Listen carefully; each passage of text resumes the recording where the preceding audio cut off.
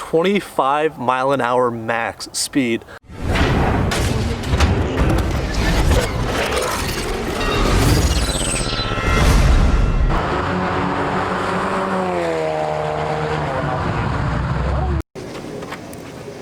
All right, what's going on, guys? Right here we have these carbon fiber side skirts that we picked off of eBay for right around 200 bucks shipped, which is absolutely insane. The whole caveat is that they were supposed to have some defects in them, and I can tell you something, I don't see any. So there's a little bit, I'm gonna try to get it on camera, a little bit of the weave is off, but this is something that nobody would notice walking up to the car.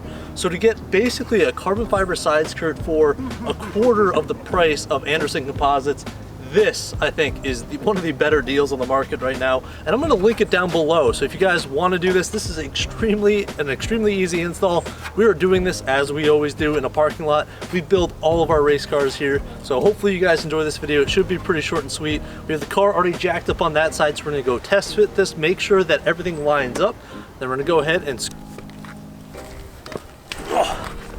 so as I said before, I am shocked that these are only 200 bucks. And it comes with this little hardware kit that I have somewhere. Take two. So it comes with this little hardware kit that essentially says, screw in these self-tappers into your side skirts here. So we have this little drill here that should be able to do the trick. If you have a smaller one, it might be easier to get underneath the car. What's kind of crazy is I was flipping through the instructions here. Not that it was anything extremely complicated, but what surprised me the most, let's see if I can get it on camera here.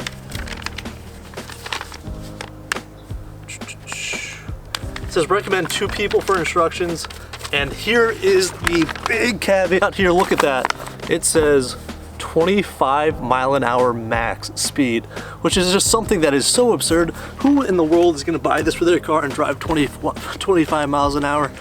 Again, I think that these self-tappers will be more than enough, but what we're also going to be doing is adding a little bit of epoxy around the areas where the self-tapper is attached to the body to provide a little bit more strength, because we race our cars and we take them out on Road Atlanta, AMP, Tail of the Dragon. Sees a lot of high mile-per-hour corners. We want to make sure those side skirts don't go flying off in the back of the car. So we're going to add a little dab of epoxy here and there on the side skirts themselves to make sure they don't go anywhere. I'd recommend that you do the same. But again, if you're just using the self-tappers, I really don't think that's going to go anywhere. I'm pretty sure they're doing that just as liability protection to make sure that if it does go flying, that they're not blamed for it. But I thought it was kind of funny to kind of see that on the instructions themselves. It also says recommended 2 people. We're doing it here by ourselves. I'll show you guys how to do that. Again, it's really not that complicated. We're gonna get it on the car here in a few minutes.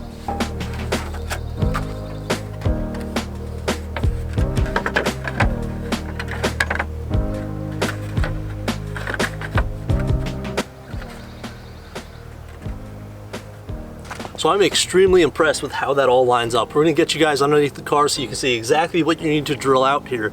What I was really impressed by was how much all of these cutouts actually line up. See, cutout there, there's a cutout down here, line up with the underside of the car. So what that actually means and why that's important is because you can still hit your jacking points just like we have here today. You can see there's a cutout right here for where that jack kind of sits up underneath the car. We also have our lift pads up there as well with the cutout right there. So it's extremely cool that they actually took the time to design it correctly so you can still jack up your car. You don't always have to be using ramps, you can be using both. Again, if you have just a set of ramps, you could still do this at home. All you would do is swap out this jack for another set of ramps up front and you'd be good to go. So let me go ahead and let me show you guys the underside of the car and where this is all going to line up.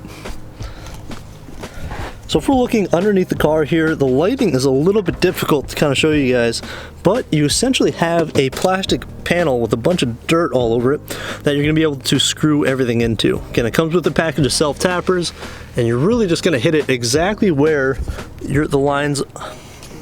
Basically, you're going to self-tap anywhere you see one of these little rubber holes, and it's going to go into both sides, one right here, one underneath, and it should be extremely stable. So sure, it would be helpful to have 2 people, but since we don't today, we're going to be using just Gorilla Tape to hold up the other side in place while we go ahead and screw out the rest of the bumper.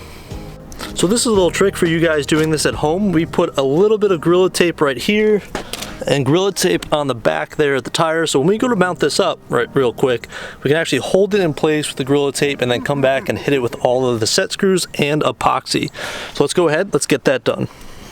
So here's actually the first dry fit of this piece, and again, I think it looks absolutely awesome on the car right now. The only thing holding it on right now is actually tape. So what we're gonna do right now is we're gonna get on the car and we're gonna start drilling this into place here, making sure that everything's nice and secure, so we can go ahead and take this out on the road and make sure it doesn't come flying off on the highway. That we're dealing with now.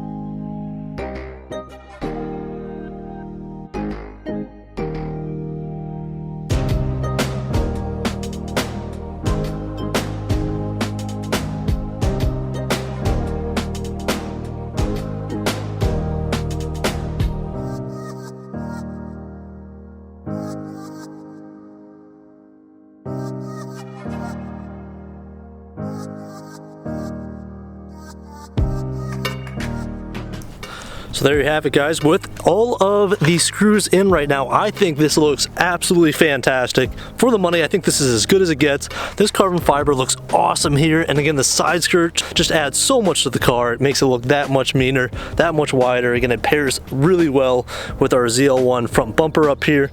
So again, I think this mod is something that's super easy to do at home. It's only going to take you about an hour at most, and most of the time is actually just setting up to screw everything in. You don't need an extra hand. You can do it all at home. And again, I would recommend using a little bit here of epoxy to make sure that this doesn't go flying off the highway. That'd be my only recommendation, because the only reason why I'd suggest using epoxy is because the carbon fiber and fiberglass itself, I do feel with these set screws it needs a little bit of reinforcement, and that provides just a little dab. It's going to cost you $7 at a hardware store, and just kind of cover the inline seam, and you guys should be good to go. For reference here, so here is the new side skirts on this side. Again, they look extremely aggressive. When we come around to the other side, again, note our new bumper right there, and it just looks like something's missing right here. It looks like from the factory it should have came with side skirts, but you know, that's what the aftermarket for, and that's kind of what we live for day to day, is putting new parts on this car. So I love the way it looks. I think it looks awesome, and they are sturdy as can be.